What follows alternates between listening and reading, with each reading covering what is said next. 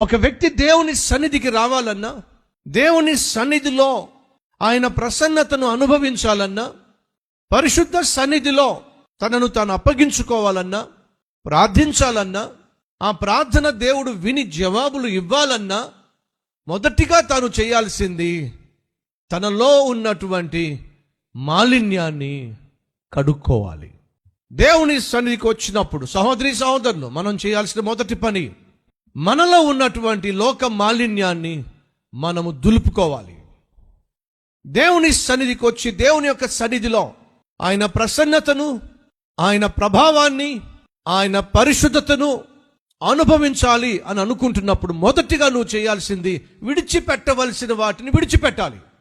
దేవుని సన్నిధిని అపవిత్రపరిచే, దేవుని సన్నిధికి నీకు మధ్యగా నిలిచే, దేవుని సన్నిధికి నిన్ను దూరము చేసే ప్రతి పాపమును నువ్వు విడిచిపెట్టాలి. దేవుడు అంటున్నాడు, మోషే నీ పాదములకున్న చెప్పులు విడిచిపెట్టో, దుమ్మును ధూళిని విడిచిపెట్టో.